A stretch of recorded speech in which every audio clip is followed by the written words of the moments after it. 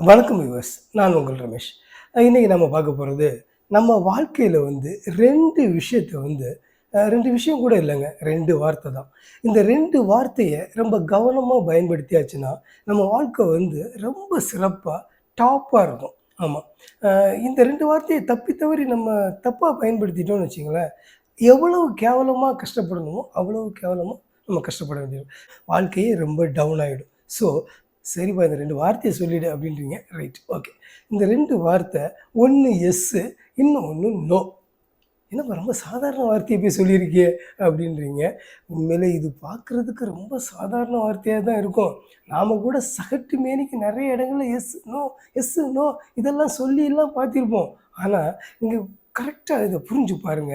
அதாவது நீங்க எஸ் சொல்ல வேண்டிய இடத்துல நோ சொல்லியிருந்தா என்ன ஆயிருக்கும்? நிச்சயமா உங்களுக்கு கிடைக்கிற நல்ல நல்ல வாய்ப்புகள், அற்புதமான விஷயங்கள் எல்லாமே கிடைக்காம போயிருக்கும். ஸோ, இது உங்க வாழ்க்கைய டவுன் ஆக்கிடும் இல்லையா? அதே மாதிரி நீங்க நோ சொல்ல வேண்டிய இடத்துல எஸ் சொல்லியிருந்தா என்ன ஆகும்? நிச்சயமா சிக்கி சின்ன பின்னமாயிருப்பீங்க. ஆமா. அதாவது அ இதிலிருந்து என்ன தெரியுதுன்னா, நீங்க நோ சொல்றதையும், எஸ் சொல்றதையும் ரொம்ப கவனமா நம்ம பயன்படுத்தணும்.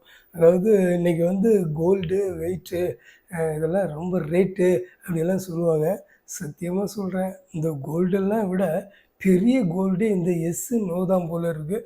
நான் கூட சகட்டு மேனிக்கெல்லாம் பயன்படுத்தி நெறைய அனுபவிச்சிருக்கிறேன். ஸோ நீங்க அந்த மாதிரிலாம் அனுபவிக்காம, தயவுசெய்து வாழ்க்கையில ரொம்ப சீரியஸா இந்த எஸ்ஸையும், நோவையும் எடுத்துக்கங்க.